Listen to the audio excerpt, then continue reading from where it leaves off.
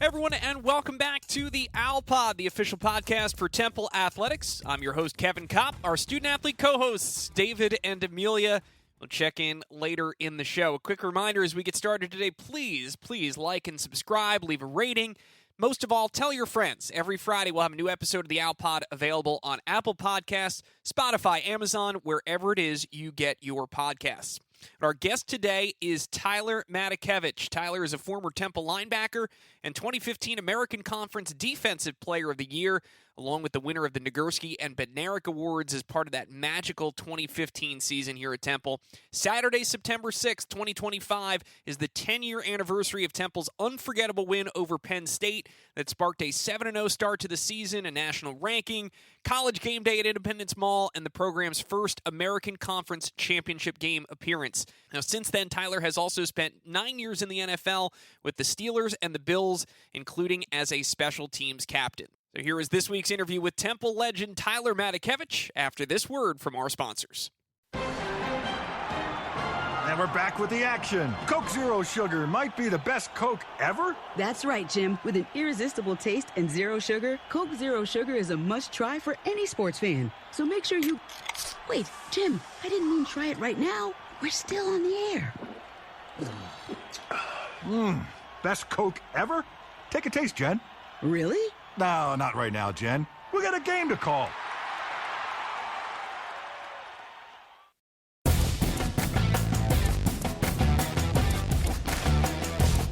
Kevin, what's going on, man? Not much. How you doing?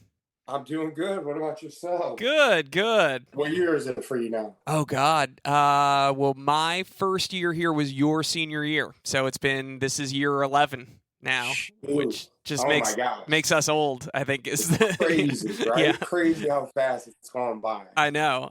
Does it make you feel better or I mean, I know there's been a lot on Penn State being 10 years now, like everyone's doing something on the 10-year anniversary of that win. Is it weird to think that that's 10 years ago? It's very strange for me. Yeah, it's pretty crazy, honestly. And what's sort of getting me now is like some guys that I've like played with throughout the league are like, now their kids are like going to college and stuff. And like, that's the thing that really gets me at this moment. I'm like, oh, shoot. Like, who is it? I played with Tyson. I hope I don't botch his name. Tyson Alulu. And his son is a linebacker at Temple. Yes. And it's sort of crazy. Like I've seen him at games and stuff like that. Saw him when he was in high school and stuff. So like, now he's at Temple playing. And I'm like, dude, that's like crazy. It's bad when, like, for me, it's now people that I went to school with are it's like when we were, I don't know, you still look like you're 10 years older than me, but I felt like at least when we were both here at Temple, like we were similar age, but now it's like I'd be, forget about being a player. I'd be older than like now half of the coaches in the league. It's a very strange generational shift. And definitely like the last like few years, it's just sort of crazy. Like a lot of these guys that are coming into the league and stuff now, like they're all born in like the 2000s and stuff. And I'm saying some references and into movies and they're just like, what movie's that? I'm like, oh, don't say that. I'm like, you've never seen this? Like, what are you talking about? It comes for all of us, man. It's wild. So take me back. There's a little bit of misinformation out there. Now, were you actually born in Connecticut or New York? Because I've seen both things online. So where did it all begin for you? So I was born in Connecticut. Okay. I went to St. Joe's. I was in Stratford. My parents still live in Stratford, Connecticut. I went to St. Joe's High School in Trumbull, Connecticut.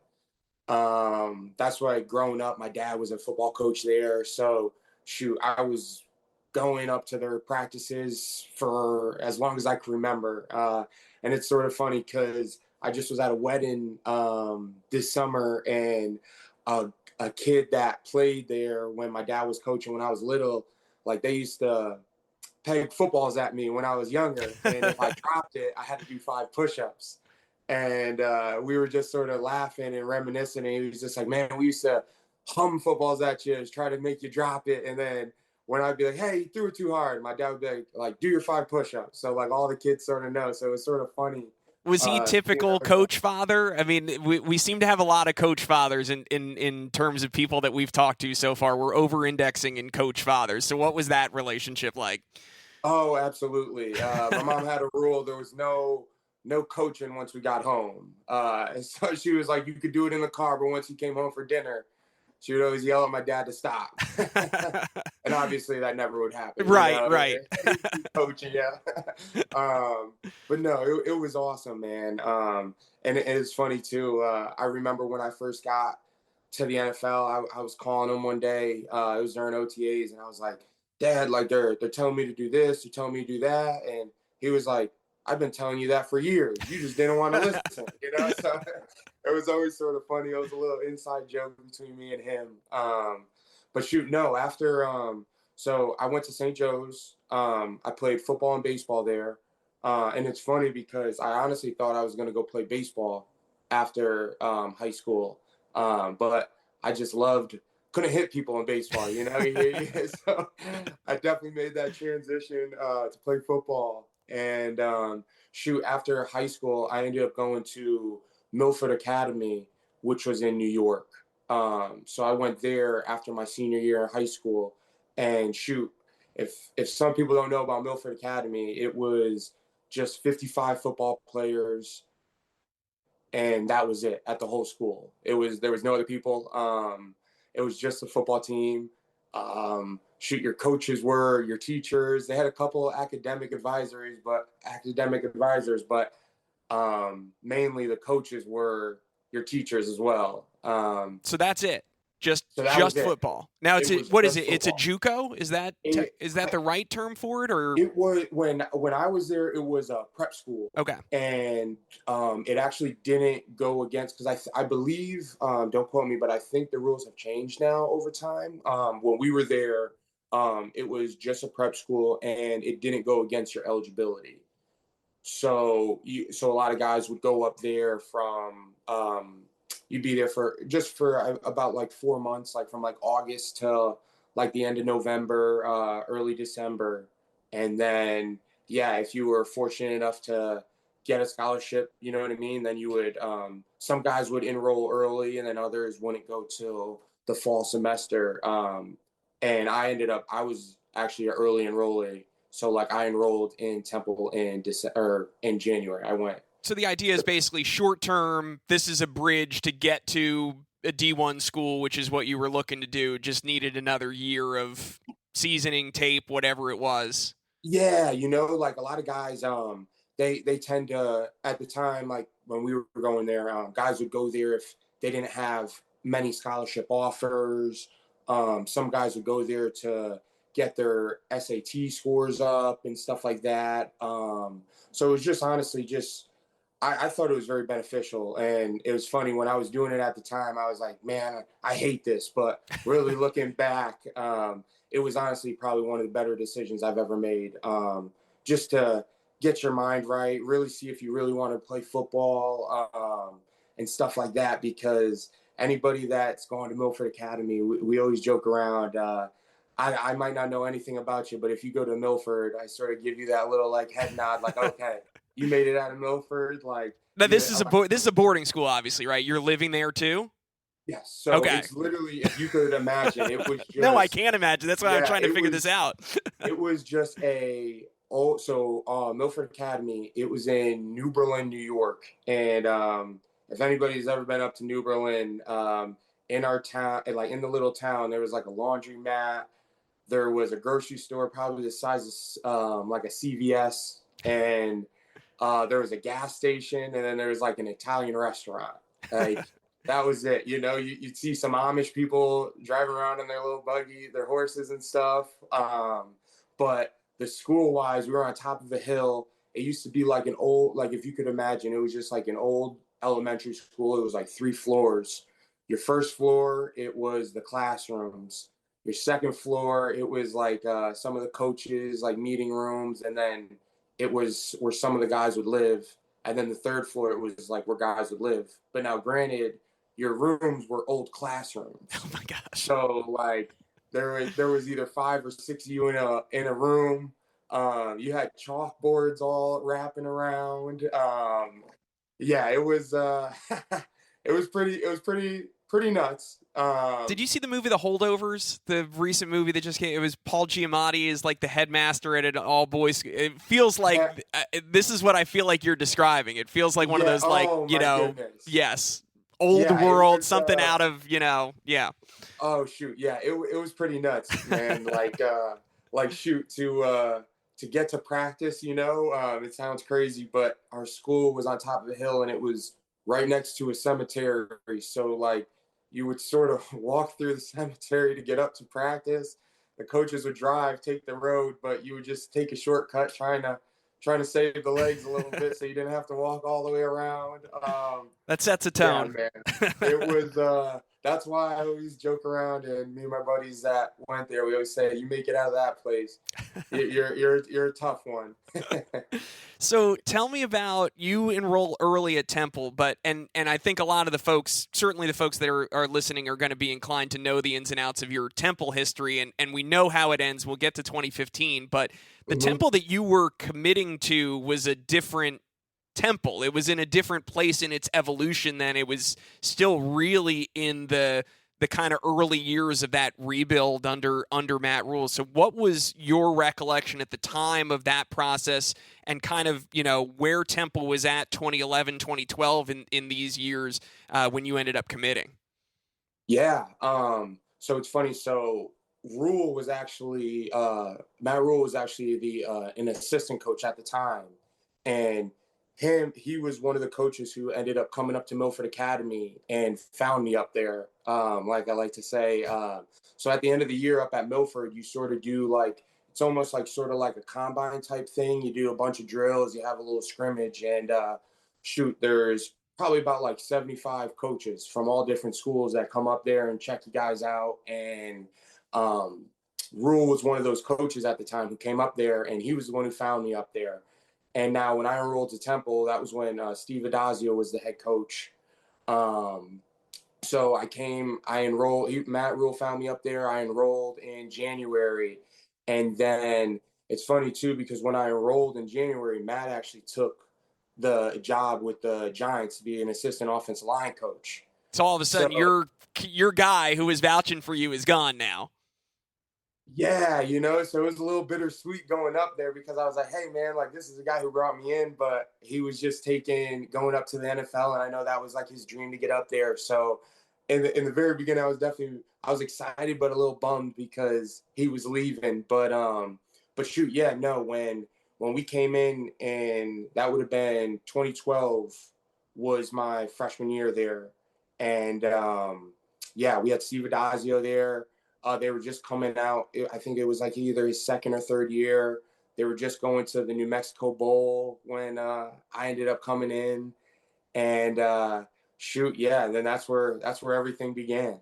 Yeah, and then you have 2012 as your freshman season. You make an immediate impact then, and then you have the coaching transition after that, right? It's 2013 is the first year when Matt Rule comes back, which I imagine has got to be the best case scenario for you to go through a coaching change after that year, but have the guy that knew you come back for your second year. Oh, absolutely. Because especially it's college football is definitely different now with the dynamic with all these coaches like leaving and stuff. So, and definitely with players being able to transfer, because I remember when we weren't sure who was going to come in, your first thought is, oh, I'm going to get out of here, try to go somewhere else because I don't know the coach they're going to bring in. But if you were to leave at the time, you would have had to sit out. Very rarely were they letting you play right away if a new coach came in. That just wasn't the rule at the time. Yep. So it was definitely one of those things where I wasn't sure what I was going to do. I just remember my dad told me, he was just like, hey, you made a commitment to Temple. And this is before we knew Matt was going to be the head coach. He was like, you made a commitment to Temple. You're sticking it out. You got an education there, free education. He's just like, you're going to stick it out no matter who the coach was. So, I mean, that's an old school coach talking to an old school guy. You can. Oh, no doubt. No doubt. So it's funny. I really sort of didn't have a choice. My dad was definitely not going to let me get out of Temple. And I mean, I'm definitely so grateful that I stuck around, because we had some great years there. And definitely the whole process, just when I was a young guy coming in, it was cool because in the very beginning, I was just on special teams, for the first couple games as a freshman. And I thought that was the coolest thing. You're a freshman playing in the link. It was packed. I remember our first game. It was we played Villanova, and at the time, like at the Mayor's Cup, I Yeah, believe, or I was going to say Commissioner's Cup. That's not it. I think you're yeah, right. I think it is the Mayor's Cup. or something Yeah, along. yeah. There's a trophy. Yeah, there was a trophy and stuff, and I just remember like that first game. There had to be about like 30,000 people in the link, and I was just like, man, like this is awesome. Like, and I was loving every second of it, And my freshman year, actually, so first few games, I was just doing special teams, and then I'll never forget it. It was our fourth game. We were playing South Florida, and we had a couple injuries, and I wasn't sure if I was getting the reps throughout practice, like throughout the week and stuff, but I was under the impression that the other starting linebacker was going to play. And then it wasn't till we were in stretch lines before the game, and they sort of turned to me and they're just like, Tyler, like you got the green light, you're going. And I was like, oh shoot, like here we go. You know what I mean? And I was fired up, and I joke around, but it was sort of like when that moment hit, I really just like never turn back. You know what I mean? And just hit the ground running. And I mean, shoot, we were able to beat South Florida that game. That was the first win. That was the first year we were actually back in the Big East. Yep. Because the previous year they were in the MAC. And my freshman year, that was when we were able to get back to the Big East. So it was a pretty cool, surreal moment, that game. Well, you have that, and you have this incredible freshman season, right? 100 tackles as a true freshman, which was a Temple record. And then, I feel like now, especially, back to where we started, it's been 10 years. A lot of the Matt Rule years has just kind of become the stuff of legend, right? Like, we all know the story and the flow. Like, it started at 2-10, and then you have the 6-6 year, and you get left out of a bowl, and then the next year is this magical 2015 season. It almost feels kind of like we know the movie script. But what was that like for you going through? I mean, that's tough. You've got the coaching change, even though Coach Rule comes back. It's a guy that you have a good relationship with. I mean, 2-10 was brutal. 6-6, you have some real highs and lows, and the ultimate low of thinking you're going to go to a bowl game and then being left out. So, I mean, what was your experience like in kind of those intervening years before we get to the magical 2015 season? Yeah, I mean, like you said, there was a lot of ups and downs, even going back to Rule's first year when we went 2-10. I want to say out of those 10 losses, I want to say at least like 7 of them too were in like the last minute of the game, if not losing as time expired, So that was definitely, I feel like that really set the foundation for what we were able to do going forward, just because that year, we were able to, we were in every situation. You know what I mean? We were either losing, coming back, or winning and then coming up short at the end. But I really just felt like that 2-10 year really just set the foundation for us, because we weren't shocked in any of the games going forward. We felt as if we've been in every situation. We knew how to respond. And honestly, I think that's really what helped us, you know what I mean, get to that point, get to finish that senior year, the regular season at 10-2, and do so many special things. All right, well, I was going to save this question for later, but since you already touched on it, I'm going to jump in because you mentioned the transfer portal. And I think the reason why you just hit on it, the reason why you guys were able to build what you built was because you learned from those tough times, but you had the memory on that team, and you had the guys that went through it. There's a core of guys that went through those years together. And I mean, I think the kind of big question, not just here at Temple, but in all of college football now is something like that possible again? Because you have a guy like yourself who's having individual success on a team that's not having a lot of wins. There's going to be schools lining up around the block now with, NIL money in both fists ready to, hey, come here. where guys get frustrated with the losing and they want to jump ship. I mean, is it a product of its time that you guys stuck around the way you did and that core was able to stick together? Like, do you think that if it were happening now in 2025, that same evolution would still be possible? I think it would be possible, but I just think it's just such a rare thing now, and just the dynamic of college football. You know what I mean? Like I would love guys to stick it out, because the reward of seeing how you can really transform a team, transform a school, going from like that 2-10 to that 10-2. It's just such a special feeling, and just knowing you've just been through all these different situations, all the different highs and lows with all these guys for years.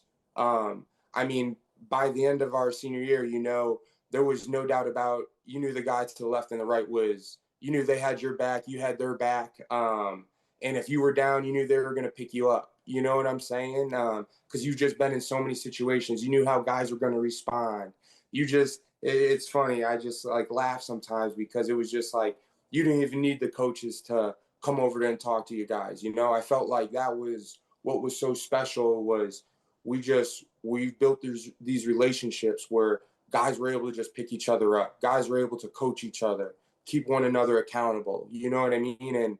And sometimes it would be hard love. You know what I mean? Sometimes there was times where we were getting in fights. You know what I mean? Sometimes verbal. Don't want to say. Sometimes there might be a little scuffle every now and then. Statute of limitations has expired. Yeah. You can air it all out now. You're good. Yeah. Oh shoot! But I felt like that was really what made it so special. And I really hope that like guys nowadays, some of these teams are able to really to like see that. I know it's a tough thing to see now. It's rare because with all this NIL stuff, guys are getting these opportunities, maybe go other places. People are throwing the NIL at them and stuff, and it all sounds good. But I really felt that with us all sticking together and really sticking it out, it really helped us in the long run, like on the field and off the field, just really showed you when things are tough, there's no reason no one must run from it. You know what I mean? We sort of would, instead of running from it, we just ran right at it, and we did it together. And that honestly is something that I'm so appreciative of, all those guys that we had. You know what I mean? We had a special group of guys, and shoot, when you really look at it, from those like graduating classes of 15 and 14 and 16, like a lot of those guys played or are still playing in the league. You know what I mean? There's a good chunk of those guys still playing, and I feel like that just really just shows you what we were able to accomplish at Temple and go through together and really set that foundation. No, I think that says it perfectly. And there's got to be a part of you, though, that even take the transfer portal side of it out, just the NIL stuff, you got to be thinking, oh, man, if I were born 5-7 years later, I would have never paid for a meal, never paid for a drink in 4 years. And you would have been a legend of NIL. They would have been lining up for NIL deals for Tyler Matakevich in 2015. Man, I asked one of my buddies last year in Pittsburgh. He was a third-round draft pick, Peyton Wilson, from out of NC State, and heck of a player. He's gonna have an awesome NFL career. But I sort of just, one day I asked him, I was just like, dude, what was that NIL like? What'd you get? And it just sort of my jaw. He left my jaw. My jaw was dropped once he told me what he was able to get and stuff like that. And it's funny, I laugh, maybe bitter a little bit because we didn't get it, but I mean, all power to all these guys now that are able to get that stuff. You know what I mean? Good for them. We just sort of like we like to say, we had to get it out of the mud. You know what I mean? Right. We really had to earn it at that next level. All right. I can't have you and not ask about Penn State. I think it's the single most. I mean, that team did so many things. You did so many things individually. Conference Player of the Year, Bednarik Award, the Bronko Nagurski Award, everything that you accomplished, that this team accomplished, winning the American Athletic Conference Championship, the East Division Championship, playing for a title, playing in a bowl game, everything that you accomplished. But I think it's got to be when you boil the 2015 season down, if you had to pick one thing, I think for so many fans, it's the Penn State game, just so incredibly meaningful. College Game Day, Notre Dame. There's so many great moments in that season, but what are your recollections of that game, that day, and how much does that still, pop up in your mind here 10 years later? Oh, I think about that all the time, especially when I'm chatting with the buddies, and that it comes up. You can't help but just smile and laugh. I just felt like that just really set the tone for our season. You know what I mean? Just such a special season, and to start off like that. The first win in versus Penn State, I think it was like 71 years. Yeah. Uh, yeah, whatever it was, 70 plus. Yes. I mean, just there were, it's funny, like when we were coming out of training camp, I know it might sound cliche, but there was no doubt in our mind that we were going to walk into the stadium and take care of business that day, and I sort of laugh because I just remember Phil Snow bringing up the defense and telling us, like, before the game, after we warm up, he was like, hey, like, listen, like, I know everyone's like got like the jitters right now, anxious, but just relax. He's like, they're probably going to come out and go down the field. They got a script, so they're probably going to score. He's like, we'll come to the sidelines, make some adjustments, and they'll probably go back out there and get a few more points, and then you guys will settle down. And I just remember all of us, we were all looking at each other like, well, what the heck's Coach Snow talking about? Like, no way. We're going to go out there, get a 3-and-out, get a turnover right away. And sure enough, they came out, marched down the field, they scored a touchdown. Second drive, they came out, they marched down, they kicked a field goal. And then literally after that, it was, you know what I mean, that it speaks for itself what we were able to do. Then we really just pitched a shutout after that. And I just remember in the fourth quarter sitting on the sidelines with some of the guys, and someone just turned to me and they were like, dude, Coach Snow was freaking right, huh? And we all just were laughing about it at the time, but it was so true, we were just able to do so many special things that day, and just really just stick together. I mean, you start the season, you go down 10-0 right away versus Penn State. I think a lot of teams start getting nervous, but just like I said earlier, we're in so many different situations and just been through so much that we were able to just never blink an eye, and next thing you know, I think on defense, I think we had like 10 sacks. Yeah. That Sharif Finch almost had like a pick six, like interception.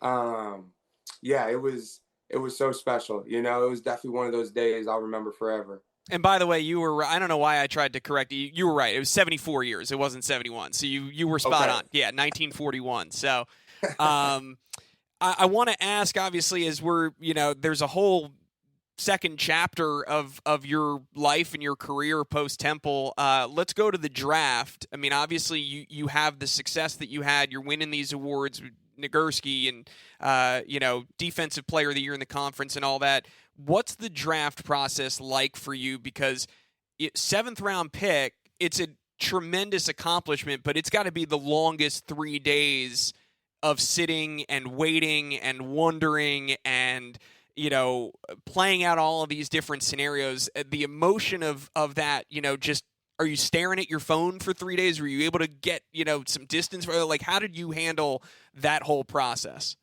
Yeah, no, it's, that's what you wait your whole life to, you always want to hear your name called, on draft day. And I mean, if you don't, it's not the end of the world, you know what I mean? Because it's all about what you make out of the opportunity. But definitely that was just the goal, like always a dream since I was a little kid, to just hear my name called, see your name on the ticker, that you were drafted and stuff. But it was definitely stressful, it's definitely, especially when they're telling you, you got people telling you might be like a day 2 guy, you know what I mean? A 3rd to 4th round guy. So you almost, it's hard, but you almost sort of are like, right when you hear that, you're like, oh, that's where I'm going, and just how the draft plays out, what teams need, you'll never know until it happens. So that end of day 2, I was definitely a little stressed. And then on day 3, 4th round goes, 5th, 6th, I'm like, man, like, am I actually going to get my name called? And I just remember after the 4th round, I started getting phone calls. My phone started ringing, but it was teams telling me that they wanted to sign me as a free agent. And it was it's sort of almost, you sort of get your hopes up a little bit. Now I'm Yeah, like, that's damn, hard. like, yeah. I'm like, damn, like, I don't think I'm going to get my name called, if they're already calling in the 5th round about being a free agent. And then, You're like, wait a minute, you got this pick coming up. Just, yeah, you like, want me just to, yeah, I you was can like, make this very easy. yeah, I'm like, wait a minute. I'm like, they're like, we don't got any more picks. I'm like, nah, you got 2 more picks. Like, what are you talking Yeah, about? I'm watching on ESPN right now. I'm looking at it.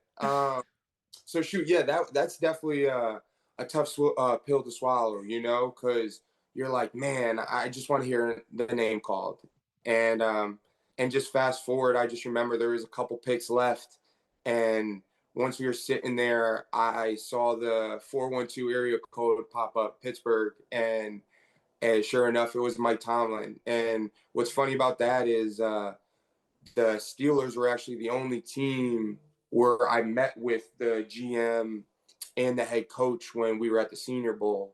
When we were at the Senior Bowl, we had formal visits, going around talking to teams, and Mike Tomlin and Kevin Colbert at the time were the only actual GM and head coach that I was able to sit down with and talk to.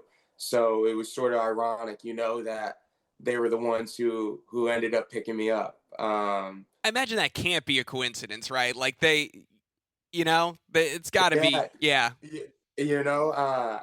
I always sort of laugh about it, and I sort of smile when I think about it, because I'm like, man, like it was meant to be, Yeah. like those are the guys that I actually sat with. They got to see me face to face, and just talk ball, talk life with them, and then sure enough, you know what I mean? It's sort of funny. I just think back to like when Rule found me at prep school, and then when they found me over there at the Senior Bowl, I feel like everything will take care of itself. Well, and you got pretty lucky as well. I mean, in terms of, it just becomes, if you're not one of the top guys, really outside of the first round, it's a crapshoot because every team's passed on you at least once, right? So then it's kind of open where you're going to go. But, I mean, landing in Pittsburgh, obviously you've got the tradition, the history of that franchise, particularly defensively. But Mike Tomlin is, as close to a living legend in the coaching ranks. I guess at that time it's him and Belichick probably as the two coaches that may have the most respect and most, seniority and tenure around the league. So that had to be, of all the places that you could have gone, the environments you could have ended up in, Pittsburgh had to be at or near the top of the list.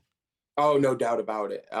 It was so surreal just being there, like you said, the history and all the players they've had in the past. The Steel City, I feel like it speaks for itself, called Blitzburg and all that stuff. They were made, that defense was just made for it. It's funny, I remember watching them when they won the Super Bowl versus the Cardinals, watching the game at my buddy's house. Because sure enough, on draft day, that same buddy, my buddy Alex, he had his terrible towel with him, and he's like, dude, you're going to go to Pittsburgh. You're going to go to Pittsburgh. And then sure enough, once we went there, he was going nuts. But yeah, it was awesome there, man. And it's funny, you say you were talking about like the draft picks being like a 7th round draft pick. I remember our player development guy at the time meeting with all the rookies, all of us, drafted and undrafted, and he really just was as blunt, honest as he could be. And he was just like, hey, listen, like, you see these 3 guys, 1st, 2nd, and 3rd round? He was just like, they're going to be here. He was like, the rest of you guys, like, you got to make the team. And I'll never forget him saying that. And then, like, as training camp went on, it was funny in Pittsburgh, everyone was calling me Red. And then Mike Tomlin was like, I'm not going to call you that. He's like, I'm going to call you Dirty Red. And I was just like, Mike, you can call me whatever you want, as long as you keep me around here, You're joking around. And it was during training camp in Latrobe, and Mike T was just like, hey, Dirty Red, you want to make this team? He's like, you get a helmet on punt team. Get a helmet on special teams. And ever since he said that, like, I just, like, hit the ground running and just never looked back, And, like, just fast forward, I was able to just finish up my 9th year, in the league, and mainly, like, on special teams. I was a special teams captain in Buffalo, like, a year in, like, Pittsburgh, you know what I mean? And I feel like just him telling me that just really just opened my eyes of you know, I could do this for a long time. And really, he gave you the keys to the test. You know what I mean? He gave you the answers, told you what you had to do. It was just a matter of if you were willing to do it, you know? And when he said, hey, get a helmet for special teams, that's what I did, you know? No ego. I mean, the same way that you were talking about being, you were thrilled to be on special teams as a freshman. You just have that way about you that there's nothing that's too small, and you see where that's gotten you. Absolutely, you know, man. It's funny too. I mean, you see it in college, but I just remember, especially since I've been in the NFL, you know, a lot of guys, we call it the dirty work. You know, a lot of the guys don't want to do the dirty work. You know, they're like, oh, I'm a linebacker, I'm a safety, I'm a wide receiver, I'm this, you know, and it's just like, well, yeah, you are, but if you want to, you got 2 All-Pros in front of you. So how are you going to get on the field? Yeah. You know, you got, whether it's college, you got a couple All-Americans in front of you. How are you going to get on the field? You know, and I feel like that's just such an important thing and just valuable lesson. You know, it doesn't matter like your role, like you'll get an opportunity at your position, no doubt about it. But if you could just do what you have to do on special teams, get your foot in the door, I mean, that will just open up to so many more opportunities. And then when you get your chance, you just can't look back. Well, as you said, 9 years, Steelers, Bills, back to the Steelers in 2024. I know this is a tough time right now, and I'm sure this is an emotional day. This is, as we're sitting here at the end of August, this is the day of final cuts, and I'm sure you know what that's like to be, on the different sides of that coin. It can't be lost on you that the average career, is 3 years in the NFL, and already to make it there, you're the 1% of the 1% of the 1%, let alone making it 9 years in the league. But I know that, kind of tell us about where you're at right now, what the mindset is, and kind of how you're approaching things as you're trying to stick around and keep a toe in that door. Yeah, no, I mean, shoot, I'm just training every day. You just got to be ready for your opportunity. You know, that phone could ring at any time. And as long as you stay ready and you're doing all the right things, you won't be shocked when the phone does ring and you got to come in. You just hit the ground running. You don't miss a beat. So that's really what I'm doing at the moment. I've been blessed right now enough. We just had our baby girl. She's 14 weeks. Oh my goodness! Little Congratulations. Yeah, absolutely. And, I feel like that's just been such a blessing, especially not being with a team currently. She's been keeping my mind off of everything. I go train and go do what I got to do on the field. And then I come home and I see this little smile waiting for me. It really just puts everything in perspective. Like, I love the game of football, and football has done so much for me. But I mean, just having that little one waiting for me, you know what I mean? It really just puts everything in perspective for myself. Well, yeah, nothing's going to right size everything like having a kid. And I remember we had our second during COVID, and, just dealing with all the, who knows, we were not playing games, people are getting laid off across the country. We're not doing college sports, what our life is going to be like. And yeah, now I look back, I'm 5 years down the road from that, and look back and said, there was never going to be another time in my life if I didn't have a baby in 2020 that I would have had the first 6 months to spend at home with my kid, and the same for you. Absolutely. You have a baby 3 years ago. You're, how much are you away and out of the house compared to what I don't want to, things happen for a reason is all. Absolutely. And it's funny. Me and my wife talk about it all the time. I'm just so fortunate right now to just be with her every day. You know what I mean? Be with my wife and our daughter. And like, when I'm done playing, I want to coach. So I know I'm going to be gone all the time. You know what I mean? Once that chapter is up next. So, and just taking advantage is just enjoying spending time with her, with both of them. Cause honestly, it's just so special, and there's nothing like being home with them. But what was I going to say? But no, you definitely said something before too, like what most people don't understand is today, even though like I'm not with anybody at the moment, but it's the worst day in football, on cut day. I always hated it, even when I knew I was okay.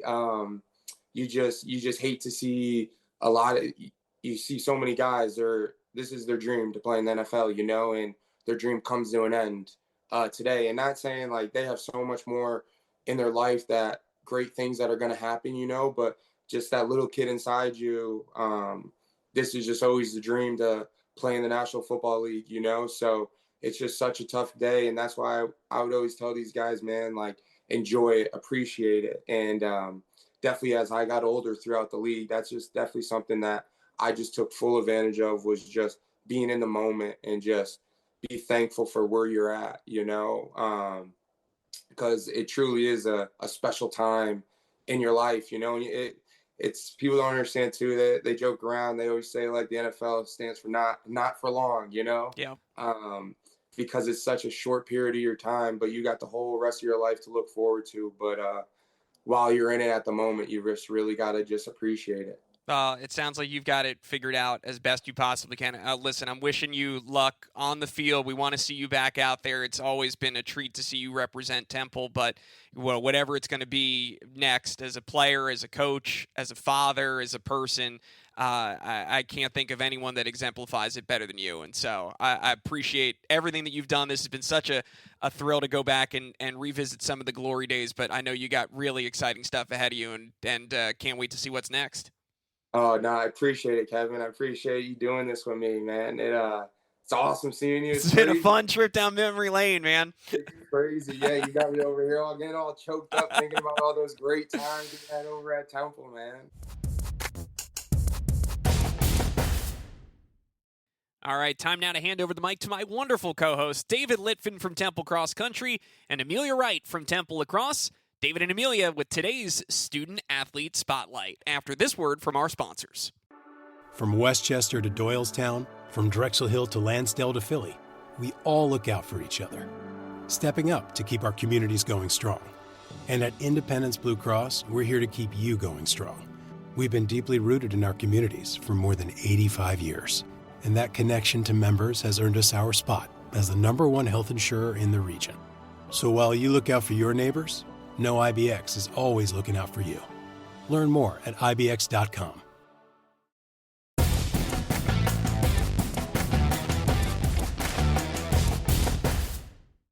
Welcome back to another episode of the Owl Pod. I'm your host, David Litfin. Alongside me, my co-host, Amelia Wright. Well, Amelia, it's been an episode, but we're back. I'm glad we're back. They didn't cut us off yet. They haven't. And today we're actually joined by a special guest, another fellow student athlete. Another fellow Amelia. That's right. And a gymnast, Amelia Budd. Amelia, welcome to the Owl Pod. Thanks for having me on. Thanks for coming on. And today we wanted to bring you on the podcast to not only discuss your Temple Owl story, but also discuss a recent trip you went on with the Temple student athletes. I believe it was a trip to the United Kingdom, if I'm correct. It was.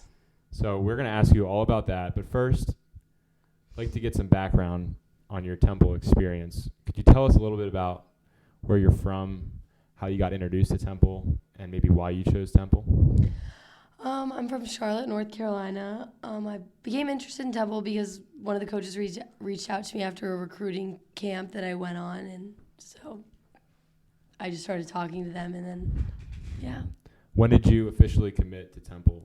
I committed in the beginning of my senior year of high school. So, fair. I mean, I know all sports are a little different. That seems pretty early. Is that true for this sport of gymnastics or no? I think in gymnastics you commit pretty early to school. So I think a lot of people commit in their junior or beginning of the senior year. Gotcha. And what about Temple made it the right school for you? Was it something that you saw on campus? Was it something with the coaches, the team? What made you really push to be an Owl? I loved the campus when I came to visit. The coaches were awesome, and I loved the team and the team environment that they showed. And I liked that it was a little farther away from home, so I would be able to experience a new city. Awesome. Yeah, that makes a lot of sense. And I know now you're going into your junior year, but just recently you were on a student-athlete immersion trip to the UK. Could you tell us a little bit about this and maybe how you got introduced to the trip or what made you interested in going? I heard about it from people on my team who went a few years ago, and they loved it and had the best time, and they were always telling all of the younger girls to go. So I decided to go with one of my roommates. Yeah, and for those that don't have context here, and Amelia, right, feel free to chip in, because I know your team has been active, and I can't say the same for mine, but Temple student athletes are able to go on a couple different trips throughout the year to kind of make up for the inability to study abroad. Our athletic department offers 3 different trips throughout the year, one to Rome, one to Tokyo, and one to the United Kingdom. And kind of depending on when your sport is out of season, you're able to go on any of these trips. So I know lacrosse had a big number of people on this recent trip. So were you able to make any friends on the lacrosse team or any other teams that you previously weren't as friendly with? Yeah, the entire lacrosse junior class went. So I think there was about 7 of them, and they were all super nice. So there was a ton of them. And then there was some rowers and some people on crew, and then there was a golfer. So I was able to meet some new people, which was awesome. Nice. And David said that you went to the United Kingdom. Can you give us a few more details on which cities you visited and which one was your favorite? Yeah, we went to Edinburgh first, which is in Scotland, and we were there for, I think, 2 days. And then we went to Oxford and then London, and then we spent 1 day in Brighton. And my favorite was Brighton. It was a lot of fun, even though we were only there for 1 day. Yeah, I've spent some time in London. Actually, my family had recently moved there a couple of years ago, but I had never been able to get down to Brighton. But I've heard pretty good things. There's a beach there, if I'm not mistaken, right? Is it like a beach town? The Brighton Beach. Yeah, the beach is awesome. It's very cold, so I don't think many people swim, but there is a beach. So I know you said you grew up in Charlotte, which I know is not on the coast, but I'm sure you spent a lot of time growing up at the beach in North Carolina. How do the two beaches compare? Are you more of a United States beach girl, or could you see yourself enjoying the coast of Brighton? I think I'm a more like United States beach person. It's warmer, so you're able to get in the water and swim in the summer. Here, even though it's summer, it's in the 60s, so the water's pretty cold. So you can't get in the water, and there's no sand. It was rocks, but it was still really pretty. So. And what was your favorite activity on this trip that you went on? On our last night, we were able to just go on the boardwalk, and we had a free night, so we were able to do whatever we wanted. So there was like roller coasters and rides, so we all got to go on roller coasters, which was a lot of fun. Yeah, I think they kind of planned the trip out pretty extensively for you guys. I know it's like a jam-packed itinerary, so like was it nice to have, like you said, having like a free evening or whatever was fun. Did you have any like days where you were able to just go out and explore, or was everything kind of like on to the next? No, every day we had free time during the day. It would just depend on when. In London, we actually had a whole adventure day. So I know some people were planning on leaving to go to Wales. You could go wherever you wanted in London, or you could leave, actually. So that was pretty fun, and it was the whole day. So there was no check-ins in the morning or at night, so you could plan your day however you wanted. But every day we had certain things on the itinerary, or it would just be like a free day kind of. So I remember we would have to meet at like 5 o'clock for something at night, but we would have the whole day before that to explore and go wherever we wanted. That's super fun. And so touching more on like the historical side, obviously we know the UK has a lot of that. We heard that you went on we saw you visited the Royal Military Tattoo, and I know my teammates loved that and thought that was super cool. What were your thoughts on that? Yeah, it was awesome to see the different cultures and how they show their culture and their specific ways they do it with their military. I know America had the Air Force drum set team or something like that, so that was cool to see that.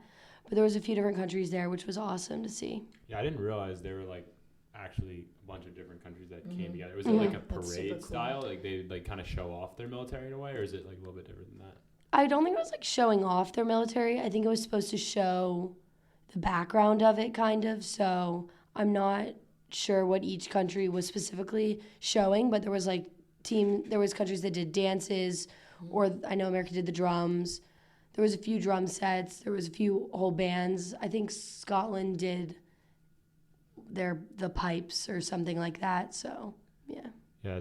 Was there a specific country that you think maybe outperformed the others or just stood out to you in any way? Yeah, Ukraine's was pretty cool. It was awesome. It was pretty long, but it was fun to watch.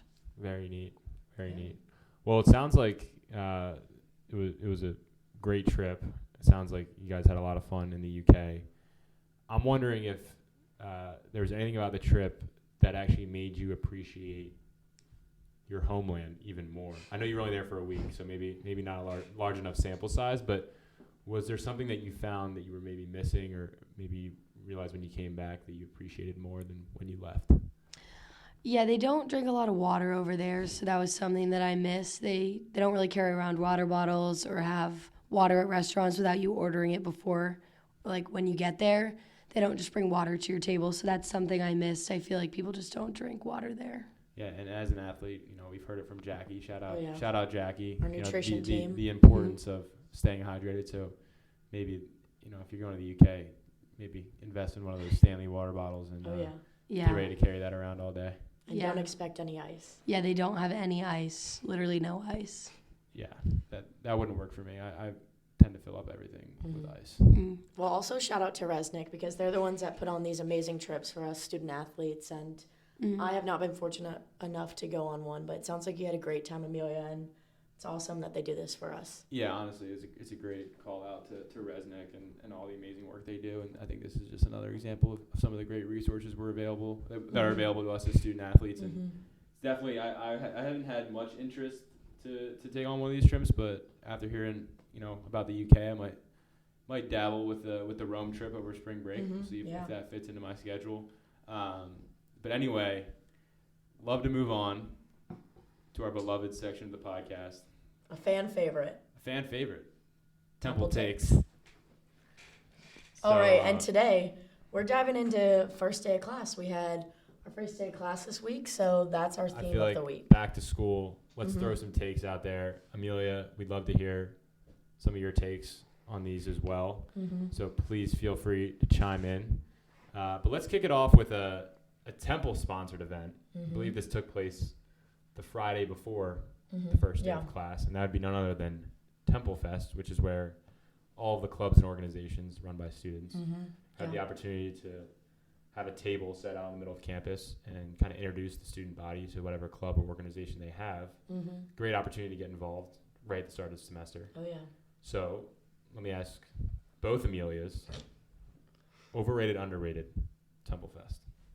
I'm going to go underrated on this one. I think it's a great university event that really lets you see everything that our campus has to offer, which is so many different options. Like, there's something here for everyone. So I'm going to say underrated, that I don't think people appreciate it enough and really, dive into everything that Temple has to offer. Yeah, I agree with Amelia. I think it's underrated as well. There's so many different clubs you can see and get involved with, so I think it's awesome. Speaking of clubs, I know the three of us are actually on the board of the Student Athlete Advisory Committee, which we touched on last time. Is there a club or organization that you know of or that you're even a part of on campus that you'd like to maybe give a shout-out to on the Owl Pod? Put you guys on the spot. Yeah, I'm on the board of Morgan's Message. It's an awesome club for student athletes.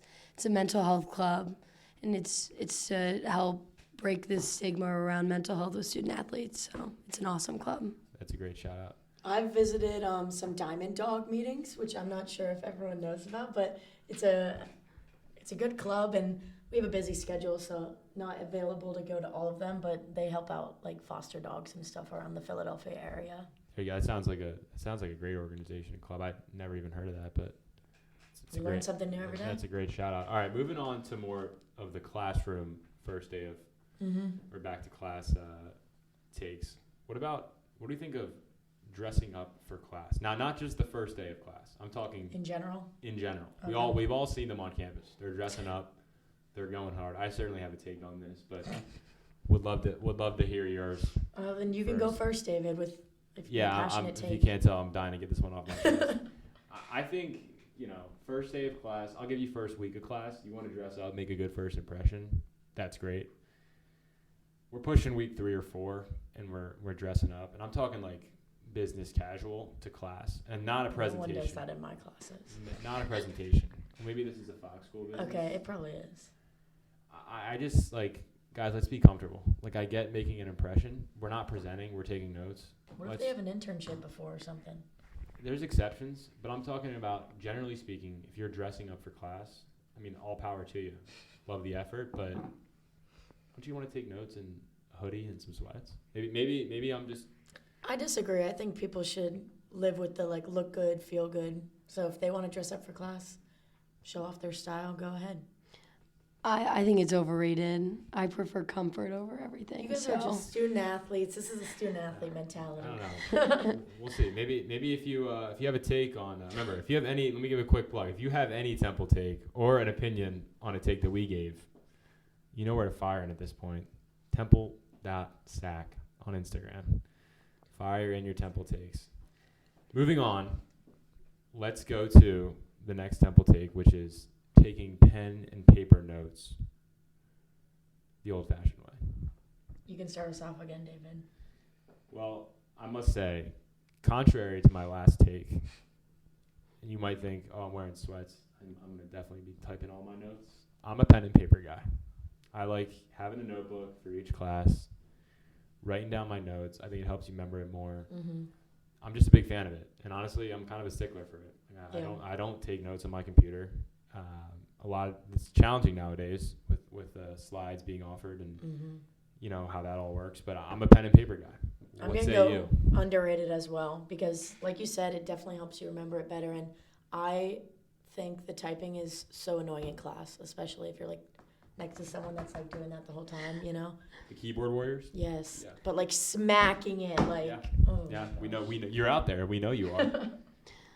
I prefer pen and paper, but I think it depends on the class. Sometimes taking computer notes can be helpful. But what is a class where you would take a computer note over a handwritten note?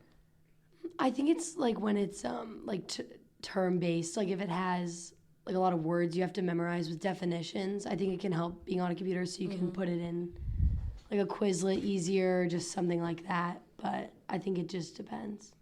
Fair. Yeah, I could definitely see that. All right, moving on for another back-to-school theme Temple take. How does the podcast feel about first day of class pictures? I think you have to do it. My mom always asks me for one, so I always take a first day of class picture. Now, are you like doing it for your mom or for your parents, or is it like you look forward to a first day of class picture? No, I don't think I look forward to it, but I do it for my parents. They ask me the night before, so I always make sure I do it. So it's more for them, but yeah, same. So I'm gonna go overrated, but gotta do it when my mom asks. Yeah, I'm gonna say overrated. I mean, I think we all do it, but you have to. Yeah, it's a touch bit overrated. All right, moving on. I think this one may gear towards more of the student athlete population because I know, at least for my team, and I've heard some other teams, the Resnick staff and the coaching staff encourages us to sit in front of the classroom. So what is your take on sitting in the front of the classroom? Like front row. Like front row. Throughout the semester. Again, not just a first day thing. I have to admit I've done this, but I'm going to go overrated. I have kind of bad eye vision, and in some of my classes, the board is so far away. So I've done it, but I'm not proud of it. So, wait. Let's go back. You said overrated. Yeah, like I'm not going to do it again. Okay, I see. Yeah, I think it's overrated. I think I learned just as well from not the front row, so I prefer not. I'm like a third row warrior. Yeah, I don't I'm gonna sit like close to the front, but not. Yeah. I'm gonna go a little bit deeper on this because this is another one I'm a little bit passionate about. And forgive me, Resnick staff, if you're listening, but I honestly think sitting in the front of the class might be one of the more overrated things in terms of how we talk about classroom etiquette. All right. First of all, a lot of these teachers are moving around the classroom nowadays. You know, True. So whether I sit in the front or their back, I don't think it makes a difference for how often they see me or know I'm there. I'm actually a bigger proponent of picking a seat and sitting in the same seat the entire semester. That's a common I thing, agree. right? Yeah, I Just agree. because I feel like the teacher knows when I'm there because they just know that I sit there every class. Yeah. So I would say less emphasis on where you sit But and more emphasis on consistency of seat selection. That's a take for sure. But I might get a knock from Melissa and be like, hey, well, why are you saying that to the podcast? But we'll see. And our last take, Temple take. back to school theme. This might just be a freshman thing. This could be a freshman thing. But I've heard everyone upperclassmen might now. have- okay. And that is walking to class the night before. Like walking your schedule out to know where On you're going. campus. On campus. Okay. Seeing the building. Seeing the classroom, not just the Oh, building. that's Like we're going to the classroom that's crazy. beforehand. Give me your take. I think it's overrated. I did when I was a freshman, but I don't think I went to the classroom door. I think I just went to go find the buildings Yeah. because I didn't know where anything was, but I wouldn't do that now, so. True. I agree. I probably did do it as a freshman. I probably like drew a map because that's what I do. But yeah, today I winged it and I got lost, but I adapted and I found my way. Wait, lost as a fifth year? Yeah, it was a building I'd never been to, 7th floor. So I did get lost, and I'm sure all of us have. So. Yeah, I'm gonna tend to agree with you guys on this one. I think it's a bit overrated. I understand it for freshmen. I'll give them a pass. And they honestly, it's a big thing for freshmen. I've noticed everyone on my team, freshmen. Shout out cross country freshmen. You guys love walking to class beforehand, getting there really early. I love being on time. Don't get me wrong, but I think after freshman year, you can more or less wing it. Yeah, agreed. All right, so that brings us to our last section of the pod. Amelia, you ready for your first owl or foul? I'm so excited. I'll let. Do you like the name? Yeah, I love the worked hard name. on We that. worked hard. I really Honestly, like the name. Yeah, actually, let's go one more temple take. What's your take on owl or foul for a segment? Super as a name? Underrated. Underrated. Right? I love the name. It's super intriguing. Thank you. I'll Who do take we- credit on who that do we, one. Who do we give credit to that? Okay, ChatGPT. But Good I old- typed it in. Oh, reliable. Anyway, for this week's owl, I'd like to give. Wait, let's explain for the people that maybe didn't listen last week. Maybe this is their first week. I love that. Why don't you give the explanation of what So owl owl or foul is kind of like hit or miss, I guess is what we would say. And owl is something that's like soaring upward, like flying in the sky, like going really good right now. I love the word soaring. It's really what it is. It's trending up. And that's a shout out to Soar the Eagle, the American Conference mascot. You heard if you listened last time. You Oh heard yeah. it. And then foul is going to be something that's maybe plummeting a little bit downwards or just something that could be improved on. Yeah, and there's nothing wrong with improvement. We love feedback here. We're here to make Temple better, you know? That's what we're here to do. So with that being said, the owl for this week, and we actually talked about this beforehand. Mm-hmm. It's been incredible how busy this campus is and the energy and vibes that are happening right now on Temple University campus. I certainly love noticed it. a difference. What say you guys? I love it. I think the warm weather makes everybody hang out outside more, which is Mm-hmm. awesome. Yeah. Yeah, and it's so weird because as athletes, we all come a little bit earlier before. So last week there was literally no one on campus. Nobody on campus. And now it's busy. People are hanging out with their friends outside, like Amelia said, and it's great vibes all around. It's great vibes. I've never seen so many people on Polet Walk at one Mm-hmm. time, and I think the weather has something to do with it. But it just feels like there's more energy and more people. Temple pride. And we love this. Yeah, as three passionate, Temple Owls, we love the pride on Temple's campus right now. Mm-hmm. On the other hand, what's foul on Temple University campus?